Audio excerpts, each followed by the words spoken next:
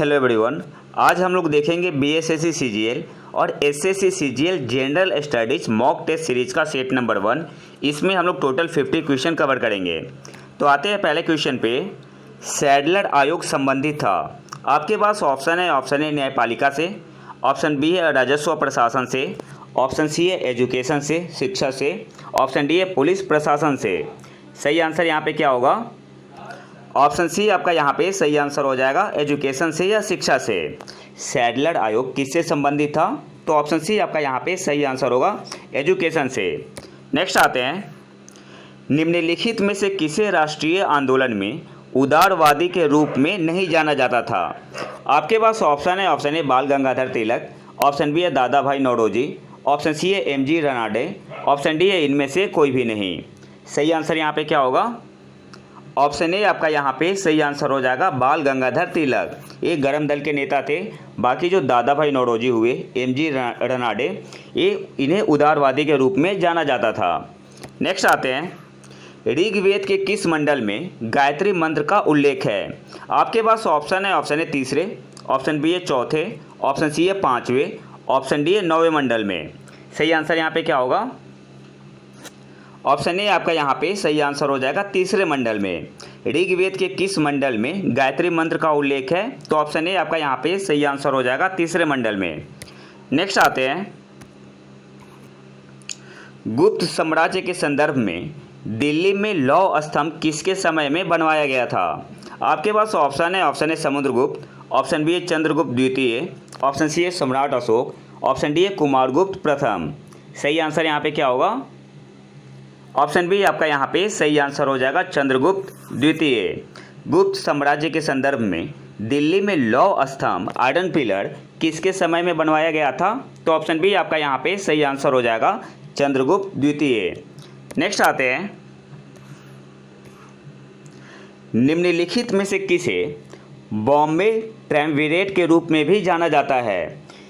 इन्हें एक और नाम से जाना जाता है, द 3 स्टार। और ट्रायम्विरेट का मतलब क्या होता है? तिगड़ी।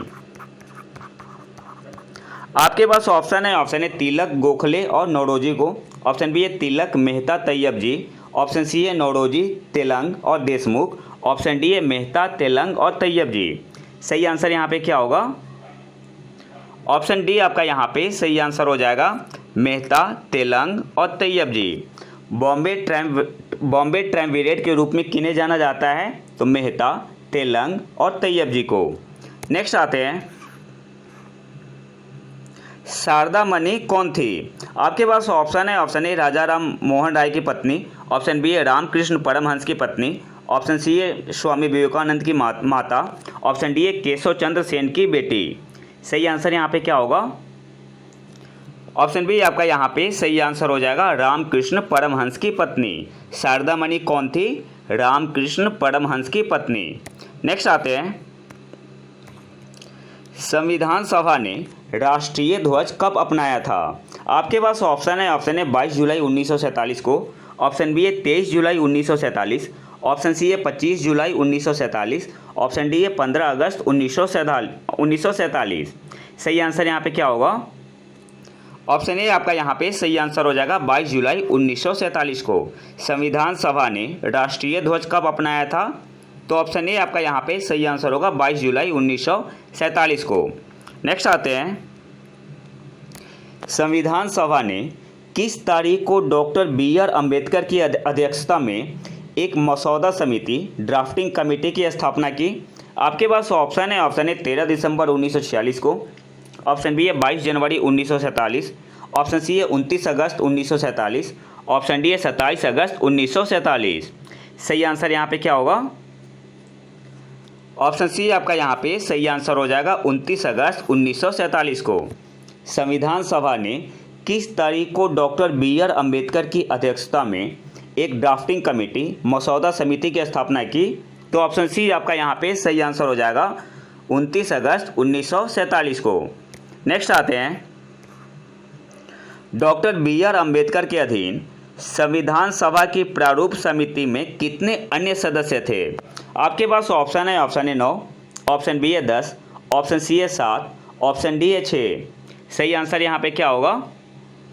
ऑप्शन डी आपका यहाँ पे सही आंसर हो जाएगा 6। टोटल कितने थे? अगर कुल सदस्य पूछते प्रारूप समिति या ड्राफ्टिंग कमेटी में तो टोटल 7 थे, इंक्लूडिंग चेयरपर्सन। चेयरपर्सन कौन थे ड्राफ्टिंग कमेटी के? Doctor B.R. अम्बेडकर जी। और उनके अलावा जो टोटल कितने अन्य सदस्य थे? तो 7। एक तो आपके चेयरमैन हो गए और 6 अन्य सदस्य थे। अब कुछ इंपॉर्टेंट पॉइंट देख लेते हैं जहाँ से एग्जाम में क्वेश्चन पूछ सकता है। There were 6 other members in the drafting committee constituted under the chairmanship of doctor B.R. Ambedkar. और 6 कौन थे? एक तो थे N. गोपाला स्वामी अयंगर, दूसरे थे आल्लादी कृष्ण स्वामी अय्यर, तीसरे थे K.M. मुंशी, चौथे थे मोहम्मद सदुल्ला, फिर 5वें थे B.L. मित्र और छठे थे D.P. खेतान। लेकिन बाद में 2 लोग रिप्लेस हो गए। एक तो हो गए N. Madhav Rao was included replacing B.L. मित्र। तो B.L. मित्र की जगह पे कौन आए थे? N. माधव राव। अब से एग्जाम में पूछ सकता है कि B.L. मित्र की जगह पे कौन आए थे? तो N. माधव राव। और D.P. खेतान की मृत्यु हो गई तो इनकी जगह पे कौन आए थे? T.T. कृष्णमाचारी। तो यहाँ से आपको याद क्या रखना है, ड्राफ्टिंग कमेटी में टोटल मेंबर थे कितने? 7, इंक्लूडिंग चेयरपर्सन। अगर चेयरपर्सन को हटा के पूछे, डॉक्टर B.R. अम्बेडकर जी को हटा के पूछे तो आंसर क्या होगा? 6। और 6 कौन थे? N. गोपाला स्वामी अयंगर, आल्लादी कृष्ण स्वामी अय्यर, K.M. मुंशी, मोहम्मद सदुल्ला, B.L. मित्र और D.P. खेतान। बाद में 2 लोग रिप्लेस हो गए। एक तो है N. माधव राव, किन की जगह पे? B.L. मित्र की जगह पे। और दूसरे आए थे T.T. कृष्णमाचारी, ये किन की जगह पे आए थे? तो D.P. खेतान की जगह पे। नेक्स्ट आते हैं, निम्नलिखित में से किस अधिनियम ने केंद्रीय स्तर पर द्वैध शासन प्रणाली की स्थापना की? आपके पास ऑप्शन है government of India act 1935, option B है government of India act 1919, option C है भारतीय परिषद अधिनियम 1909, ऑप्शन डी है भारतीय परिषद अधिनियम 1892। तो सही आंसर यहाँ पे क्या होगा? ऑप्शन ए आपका यहाँ पे सही आंसर हो जाएगा गवर्नमेंट ऑफ इंडिया एक्ट 1935। निम्नलिखित में से किस अधिनियम ने केंद्रीय स्तर पर द्वैध शासन प्रणाली की स्थापना की? तो ऑप्शन ए आपका यहाँ पे सही आंसर होगा government of India act 1935। Next आते हैं,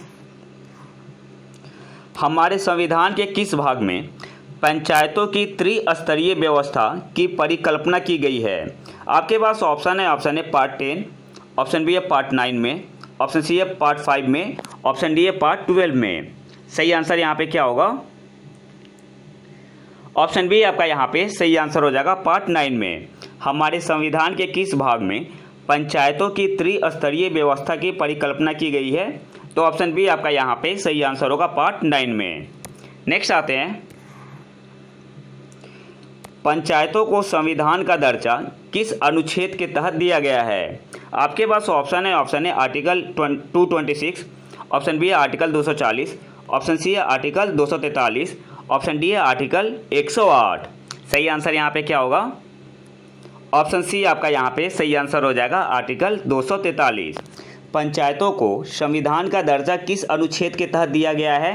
तो ऑप्शन सी आपका यहाँ पे सही आंसर होगा आर्टिकल 243। यहाँ से आपको 2 और इम्पोर्टेंट पॉइंट याद रखना है।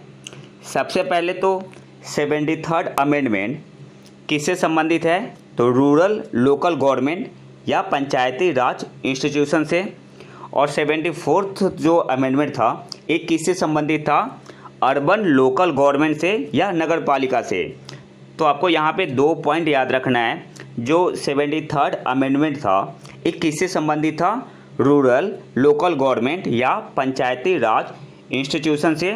और जो 74th अमेंडमेंट था ये आपका संबंधित था अर्बन लोकल गवर्नमेंट या नगर पालिका से। नेक्स्ट आते हैं, निम्नलिखित में से कौन मौलिक कर्तव्य फंडामेंटल ड्यूटीज नहीं है? आपके पास ऑप्शन है राष्ट्रगान का सम्मान, ऑप्शन बी है सार्वजनिक संपत्ति की सुरक्षा, ऑप्शन सी है प्राकृतिक पर्यावरण की रक्षा और सुधार, ऑप्शन डी है स्मारकों और सार्वजनिक महत्व के स्थानों की रक्षा करना। सही आंसर यहाँ पे क्या होगा? ऑप्शन डी आपका यहाँ पे सही आंसर हो जाएगा स्मारकों और सार्वजनिक महत्व के स्थानों की रक्षा करना। सही आंसर क्या हो जाएगा? स्मारकों और सार्वजनिक महत्व के स्थानों की रक्षा करना। ये आपका आर्टिकल 51 में मेंशन नहीं है। फंडामेंटल ड्यूटीज कौन से आर्टिकल में मेंशन है? आर्टिकल 51A में। और आर्टिकल 51A में ये आपका जो लाइन है ना, ये मेंशन नहीं है। तो सही आंसर क्या हो जाएगा? ऑप्शन डी आपका यहाँ पे सही आंसर होगा। अच्छा, टोटल फंडामेंटल ड्यूटीज कितना है? तो 11। नेक्स्ट आते हैं, हमारे जलमंडल का सबसे बड़ा भाग है। आपके पास ऑप्शन है पैसिफिक ओशियन, प्रशांत महासागर। ऑप्शन बी है अटलांटिक महासागर। ऑप्शन सी है हिंद महासागर।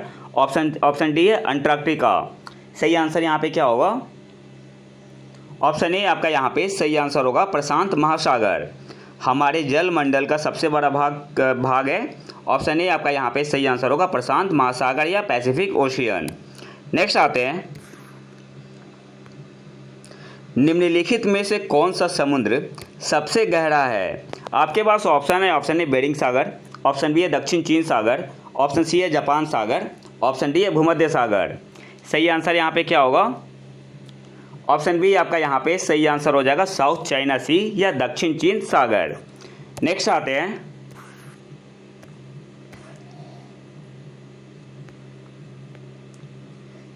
सुएज नहर जोड़ती है।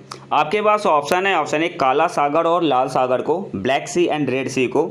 ऑप्शन बी है भूमध्य सागर और कैस्पियन सागर को, Mediterranean sea and Caspian sea. Option C है लाल सागर और भूमध्य सागर को, red sea and Mediterranean sea. Option D है इनमें से कोई भी नहीं। सही आंसर यहाँ पे क्या होगा? तो ऑप्शन सी आपका यहाँ पे सही आंसर हो जाएगा। सुएज कनाल किसे कनेक्ट करती है? तो रेड सी को और मेडिटेरियन सी को, लाल सागर और भूमध्य सागर को। ऑप्शन सी आपका यहाँ पे सही आंसर होगा। नेक्स्ट आते हैं,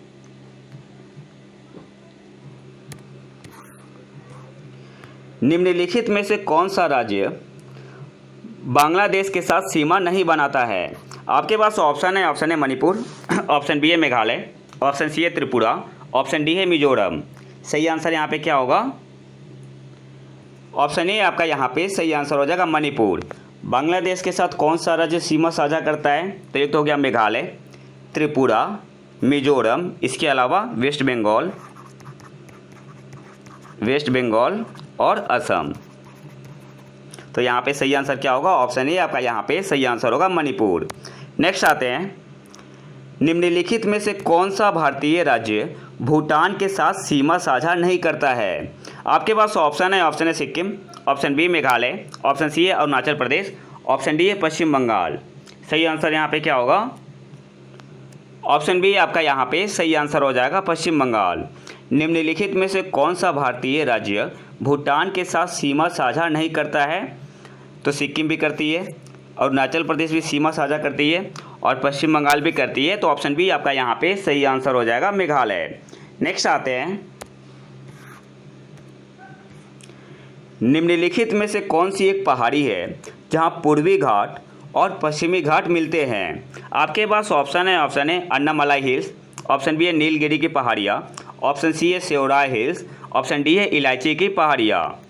तो सही आंसर यहाँ पे क्या होगा? ऑप्शन बी आपका यहाँ पे सही आंसर हो जाएगा, नीलगिरी की पहाड़ियाँ। निम्नलिखित में से कौन सी एक पहाड़ी है जहाँ ईस्टर्न घाट और वेस्टर्न घाट मिलते हैं? तो ऑप्शन बी आपका यहाँ पे सही आंसर होगा, नीलगिरी की पहाड़ियाँ। नेक्स्ट आते हैं, नर्मदा और ताप्ती नदियाँ बहती है। आपके पास ऑप्शन है विंध्य पर्वत में। ऑप्शन बी है अरावली की पहाड़ियाँ। ऑप्शन सी है सतपुरा पर्वतमाला। ऑप्शन डी है राजमहल हिल्स। सही आंसर यहाँ पे क्या होगा? ऑप्शन सी आपका यहाँ पे सही आंसर होगा, सतपुरा पर्वतमाला में। नर्मदा और ताप्ती नदियाँ बहती है सतपुरा पर्वतमाला में। ऑप्शन सी आपका यहाँ पे सही आंसर होगा। नेक्स्ट आते हैं,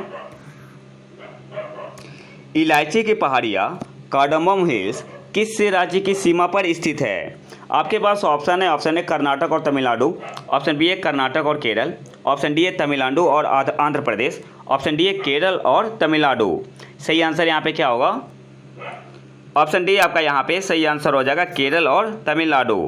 कार्डामम हिल्स हिंदी में क्या बोलते हैं? इलायची की पहाड़ियाँ किस राज्य की सीमा पर स्थित है? तो ऑप्शन डी आपका यहाँ पे सही आंसर होगा, केरल और तमिलनाडु। नेक्स्ट आते हैं, पाल घाट किसके बीच स्थित है? आपके पास ऑप्शन है the Nilgiri hills and cardamom hills. Option B है नीलगिरी हिल्स और अन्नामलाई हिल्स के बीच में। ऑप्शन सी है अन्नामलाई हिल्स और कार्डमम हिल्स के बीच में। ऑप्शन डी है नन ऑफ दीज। सही आंसर यहाँ पे क्या होगा? ऑप्शन बी आपका यहाँ पे सही आंसर हो जाएगा। नीलगिरी हिल और अन्नामलाई हिल के बीच में स्थित है पालघाट। ऑप्शन बी आपका यहाँ पे सही आंसर होगा।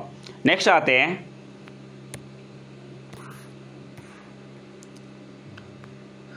चौड़ाबाड़ी ग्लेशियर किस ओर स्थित है?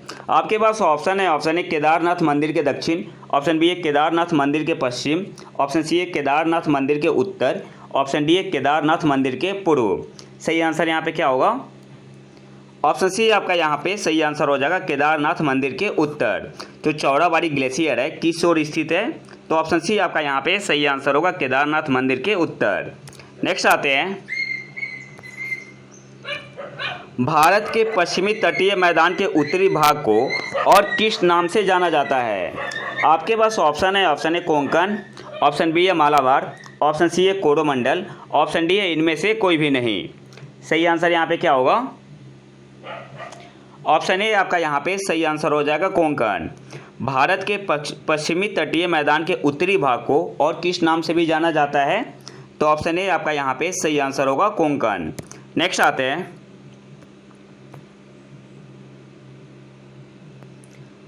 मोरीबंद डेल्टा निम्नलिखित में से किस डेल्टा का एक उपखंड है? आपके पास ऑप्शन है। Option A Krishna Godavari delta. Option B है महानदी डेल्टा। ऑप्शन सी है बंगाल डेल्टा और ऑप्शन डी है कावेरी डेल्टा। सही आंसर यहाँ पे क्या होगा? ऑप्शन सी आपका यहाँ पे सही आंसर हो जाएगा, बंगाल डेल्टा। मोरीबंद डेल्टा निम्नलिखित में से किस डेल्टा का एक उपखंड है? तो ऑप्शन सी आपका यहाँ पे सही आंसर हो जाएगा, बंगाल डेल्टा। नेक्स्ट आते हैं, भारत में नियोजित अर्थव्यवस्था प्लांट इकोनॉमी किस पर आधारित है? आपके पास ऑप्शन है। ऑप्शन ए गांधीवादी व्यवस्था। ऑप्शन बी है समाजवादी व्यवस्था, सोशलिस्ट सिस्टम। ऑप्शन सी है पूंजीवादी व्यवस्था। ऑप्शन डी है मिश्रित अर्थव्यवस्था प्रणाली। सही आंसर यहाँ पे क्या होगा? ऑप्शन बी आपका यहाँ पे सही आंसर हो जाएगा, सोशलिस्ट व्यवस्था पे, समाजवादी व्यवस्था पर। भारत में जो प्लांट इकोनॉमी है किस पर बेस्ड है? तो ऑप्शन बी आपका यहाँ पे सही आंसर होगा, समाजवादी व्यवस्था। भारत में कृषि आय की गणना किसके द्वारा की जाती है? आपके पास ऑप्शन है। Option A output method, output विधि। ऑप्शन बी है इनपुट विधि। ऑप्शन सी है व्यय एक्सपेंडिचर मेथड। ऑप्शन डी है इनमें से कोई भी नहीं। तो सही आंसर यहाँ पे होगा ऑप्शन ए आउटपुट मेथड द्वारा। भारत में कृषि आय की गणना किसके द्वारा की जाती है? तो ऑप्शन ए आपका यहाँ पे सही आंसर होगा, आउटपुट मेथड द्वारा। नेक्स्ट आते हैं, प्रति व्यक्ति आय किसके द्वारा राष्ट्रीय आय को विभाजित करके प्राप्त की जाती है? आपके पास ऑप्शन है। Option A total working population, कुल कामकाजी आबादी। ऑप्शन बी है देश का क्षेत्रफल, total area of country. Option C है देश की कुल जनसंख्या। ऑप्शन डी है उपयोग की गई पूंजी की मात्रा। तो सही आंसर यहाँ पे क्या होगा? ऑप्शन सी आपका यहाँ पे सही आंसर हो जाएगा, total population of the country. देश की कुल जनसंख्या से प्रति व्यक्ति आय किसके द्वारा राष्ट्रीय आय को विभाजित करके प्राप्त की जाती है, जो पर कैपिटा इनकम होता है? तो सही आंसर होगा ऑप्शन सी, देश की कुल जनसंख्या, total population of the country. Next आते हैं, विकास की हिंदू दर, हिंदू रेट ऑफ ग्रोथ किसकी वृद्धि दर को दर्शाती है? आपके पास ऑप्शन है। ऑप्शन ए जनसंख्या। ऑप्शन बी है जीडीपी। ऑप्शन सी है अनाज। ऑप्शन डी है प्रति व्यक्ति आय। सही आंसर यहाँ पे क्या होगा? ऑप्शन बी आपका यहाँ पे सही आंसर हो जाएगा, GDP. Hindu rate of growth, विकास की हिंदू दर किसकी वृद्धि दर को दर्शाती है? तो ऑप्शन बी आपका यहाँ पे सही आंसर हो जाएगा, जीडीपी। नेक्स्ट आते हैं, किसी देश का शुद्ध राष्ट्रीय उत्पाद नेट नेशनल प्रोडक्ट है? आपके पास ऑप्शन है। ऑप्शन ए सकल घरेलू उत्पाद माइनस मूल्यह्रास भत्ते, GDP minus depreciation allowance. Option B है सकल घरेलू उत्पाद प्लस विदेश से शुद्ध आय, GDP plus net income from abroad. Option C है सकल राष्ट्रीय उत्पाद माइनस विदेश से शुद्ध आय, GNP minus net income from abroad. Option D है सकल राष्ट्रीय उत्पाद माइनस मूल्यह्रास, जीएनपी माइनस डिप्रिसिएशन। तो सही आंसर क्या होगा, NNP क्या होता है, नेट नेशनल प्रोडक्ट। तो जब हम क्या करते हैं, GNP से डिप्रिसिएशन घटा देते हैं तो हमें क्या मिलता है, नेट नेशनल प्रोडक्ट मिलता है। तो ऑप्शन डी आपका यहाँ पे सही आंसर होगा, सकल राष्ट्रीय उत्पाद माइनस डिप्रिसिएशन। नेक्स्ट आते हैं,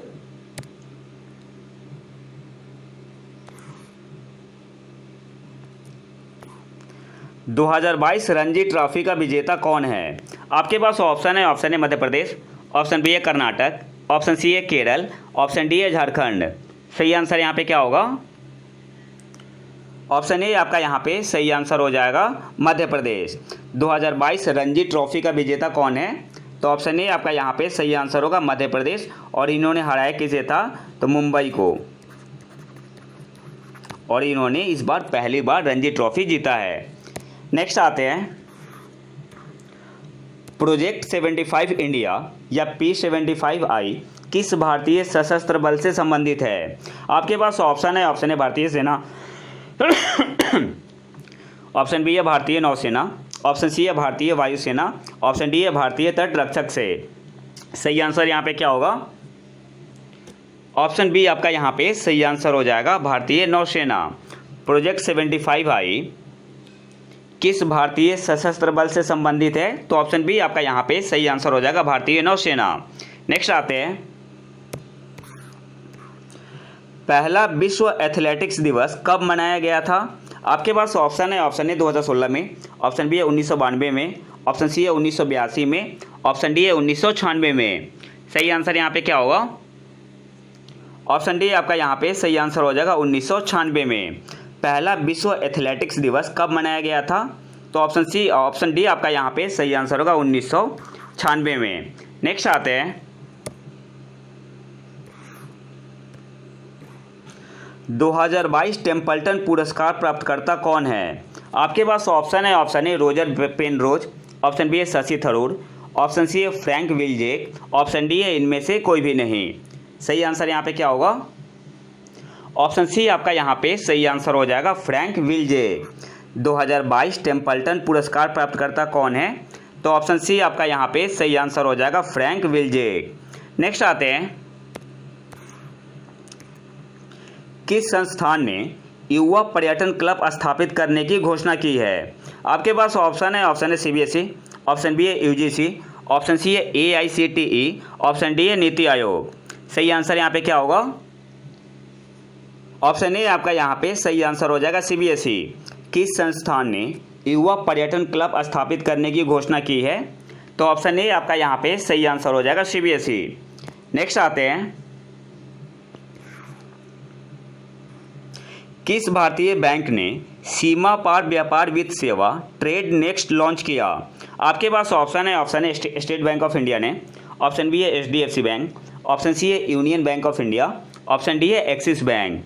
सही आंसर यहाँ पे क्या होगा, ऑप्शन सी आपका यहाँ पे सही आंसर हो जाएगा, यूनियन बैंक ऑफ इंडिया ने। किस भारतीय बैंक ने सीमा पार व्यापार वित्त सेवा ट्रेड नेक्स्ट लॉन्च किया, तो ऑप्शन सी आपका यहाँ पे सही आंसर हो जाएगा, यूनियन बैंक ऑफ इंडिया ने। वेटिकन द्वारा संत घोषित किए जाने वाले पहले भारतीय आम आदमी कौन है। आपके पास ऑप्शन है देव सहायम पिल्लई, ऑप्शन बी है एल्फोंसा, ऑप्शन सी है राम सहाय पिल्लई, ऑप्शन डी है इनमें से कोई भी नहीं। सही आंसर यहाँ पे क्या होगा, ऑप्शन ए आपका यहाँ पे सही आंसर हो जाएगा, देव सहायम पिल्लई। वेटिकन द्वारा संत घोषित किए जाने वाले पहले भारतीय कौन है, तो ऑप्शन ए आपका यहाँ पे सही आंसर हो जाएगा, देव सहायम पिल्लई। नेक्स्ट आते हैं, Mujib the making of a nation film संयुक्त रूप से किन देशों द्वारा निर्मित है। आपके पास ऑप्शन है बांग्लादेश और चीन, ऑप्शन बी है बांग्लादेश और भारत, ऑप्शन सी है बांग्लादेश और नेपाल, ऑप्शन डी है चीन और नेपाल। सही आंसर यहाँ पे क्या होगा, ऑप्शन बी आपका यहाँ पे सही आंसर हो जाएगा, बांग्लादेश और Bharat. Mujib the making of a nation film संयुक्त रूप से किन देशों द्वारा निर्मित है, तो ऑप्शन बी आपका यहाँ पे सही आंसर हो जाएगा, बांग्लादेश और भारत। नेक्स्ट आते हैं, किस कंपनी ने बोइंग के CST-100 स्टार लाइनर को कक्षा में लॉन्च किया। आपके पास ऑप्शन है जाक्सा ने, ऑप्शन बी है CNES, ऑप्शन सी है इसरो, ऑप्शन डी है नासा। सही आंसर यहाँ पे क्या होगा? ऑप्शन डी आपका यहाँ पे सही आंसर हो जाएगा, नासा ने। किस कंपनी ने बोइंग के CH-300 स्टार लाइनर को कक्षा में लॉन्च किया? तो ऑप्शन डी आपका यहाँ पे सही आंसर होगा, नासा ने। अच्छा, एक चीज़ और आपको कमेंट बॉक्स में बताना है कि जो CNES स्पेस एजेंसी है कौन से देश की है। नेक्स्ट आते हैं, माई जीओवी हेल्प डेस्क को किस सामाजिक मंच में नागरिकों के लिए सुलभ बनाया गया है? आपके पास ऑप्शन है, option A Twitter, option B है टेलीग्राम, ऑप्शन सी है व्हाट्सअप, ऑप्शन डी है कूवू। सही आंसर यहाँ पे क्या होगा? ऑप्शन सी आपका यहाँ पे सही आंसर हो जाएगा, व्हाट्सअप। माई जीओवी हेल्प डेस्क को किस सामाजिक मंच में नागरिकों के लिए सुलभ बनाया गया है? तो ऑप्शन सी आपका यहाँ पे सही आंसर हो जाएगा, व्हाट्सअप। नेक्स्ट आते हैं, सुदूर संवेदन प्रौद्योगिकी रिमोट सेंसिंग टेक्नोलॉजी के संदर्भ में LIDAR का क्या अर्थ है? आपके पास ऑप्शन है, option A light detection and ranging, option B है light direction and revolving, option C है light dimension and ranging, option D है नन ऑफ द अबव। तो सही आंसर यहाँ पे क्या होगा? ऑप्शन ए आपका यहाँ पे सही आंसर हो जाएगा, लाइट डिटेक्शन एंड रेंजिंग। सुदूर संवेदन प्रौद्योगिकी रिमोट सेंसिंग टेक्नोलॉजी के संदर्भ में LIDAR का क्या अर्थ है? Light detection and ranging. Next आते हैं, टारगेट 3 बिलियन पुस्तक किसके द्वारा लिखी गई है? आपके पास ऑप्शन है, option A Shankar Dayal Sharma, option B है doctor APJ Abdul Kalam ji, option C है प्रणब मुखर्जी, ऑप्शन डी है रामनाथ कोविंद। सही आंसर यहाँ पे क्या होगा? ऑप्शन बी आपका यहाँ पे सही आंसर हो जाएगा, डॉक्टर APJ अब्दुल कलाम जी। टारगेट 3 बिलियन पुस्तक किसके द्वारा लिखी गई है? तो ऑप्शन बी आपका यहाँ पे सही आंसर होगा, डॉक्टर APJ अब्दुल कलाम जी के द्वारा। नेक्स्ट आते हैं, don't laugh we are police इस पुस्तक का संकलन किसके द्वारा किया गया है? आपके पास ऑप्शन है, option A KPS Gill, option B है बिशन लाल बोहरा, ऑप्शन सी है शांति स्वरूप, ऑप्शन डी है इनमें से कोई भी नहीं। सही आंसर यहाँ पे क्या होगा? ऑप्शन बी आपका यहाँ पे सही आंसर हो जाएगा, बिशन लाल वोहरा के द्वारा। Don't laugh we are police इस पुस्तक का संकलन किसके द्वारा किया गया है? तो ऑप्शन बी आपका यहाँ पे सही आंसर होगा, बिशन लाल वोहरा के द्वारा। नेक्स्ट आते हैं, निम्नलिखित में से कौन व्हाट हैपेंड पुस्तक के लेखक है? आपके पास ऑप्शन है, option A Simon Peres, option B है शशि थरूर, ऑप्शन सी है हिलेरी क्लिंटन, ऑप्शन डी है इनमें से कोई भी नहीं। सही आंसर यहाँ पे क्या होगा? ऑप्शन सी आपका यहाँ पे सही आंसर हो जाएगा, हिलेरी क्लिंटन। व्हाट हैपेंड पुस्तक के लेखक कौन है? तो ऑप्शन सी आपका यहाँ पे सही आंसर होगा, हिलेरी क्लिंटन। नेक्स्ट आते हैं, India Shastra reflections on the nation in our time पुस्तक के लेखक कौन है? आपके पास ऑप्शन है, option A Manmohan Singh, option B है नरेंद्र मोदी, ऑप्शन सी है प्रणब मुखर्जी, ऑप्शन डी है शशि थरूर। सही आंसर यहाँ पे क्या होगा? ऑप्शन डी आपका यहाँ पे सही आंसर हो जाएगा, शशि थरूर के द्वारा। India Shastra reflections on the nation in our time पुस्तक के लेखक कौन है? तो ऑप्शन डी आपका यहाँ पे सही आंसर होगा, शशि थरूर। नेक्स्ट आते हैं, निम्नलिखित में से कौन ग्रीन हाउस गैस नहीं है? आपके पास ऑप्शन है, option A carbon dioxide CO2, option B है मीथेन CH4, ऑप्शन सी है नाइट्रस ऑक्साइड लाफिंग गैस भी बोलते हैं N2O, ऑप्शन डी है नाइट्रोजन। सही आंसर क्या होगा? तो ऑप्शन डी आपका यहाँ पे सही आंसर होगा, nitrogen. Carbon dioxide, methane, nitrous oxide या carbon vapour, sorry water vapour, ये सब क्या होता है? ग्रीन हाउस गैस होती है, लेकिन नाइट्रोजन ग्रीन हाउस गैस नहीं है। तो ऑप्शन डी आपका यहाँ पे सही आंसर होगा, नाइट्रोजन। नेक्स्ट आते हैं, क्योटो प्रोटोकॉल किससे संबंधित है? आपके पास ऑप्शन है, ऑप्शन ए क्लाइमेट चेंज जलवायु परिवर्तन से, ऑप्शन बी है वायु प्रदूषण से, ऑप्शन सी है आर्द्र भूमि संरक्षण से, ऑप्शन डी है जल प्रदूषण से। सही आंसर क्या होगा? क्योटो प्रोटोकॉल किससे संबंधित है? क्लाइमेट चेंज से। ऑप्शन ए आपका यहाँ पे सही आंसर हो जाएगा।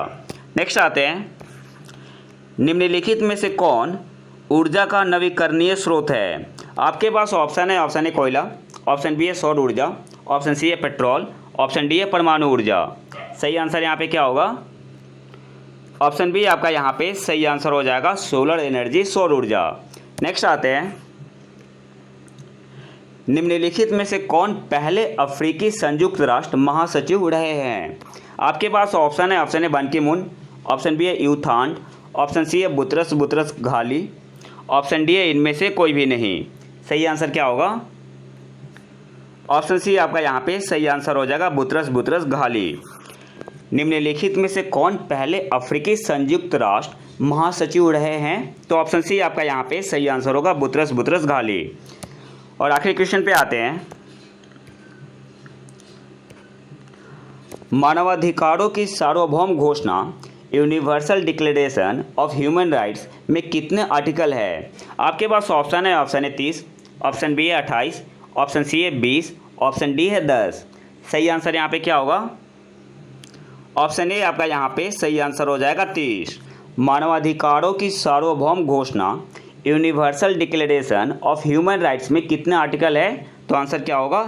ऑप्शन ए आपका यहाँ पे सही आंसर हो जाएगा 30। तो ये तो था हमारा आज का लेक्चर। अगर आपको इसका पीडीएफ चाहिए तो आप हमारे टेलीग्राम चैनल प्रतीक IQ को ज्वाइन कर सकते हैं। और अगर वीडियो पसंद आए तो लाइक करें और चैनल को सब्सक्राइब जरूर कर लें। मिलते हैं नए वीडियो में नए टॉपिक के साथ, तब तक के लिए नमस्कार, जय हिंद।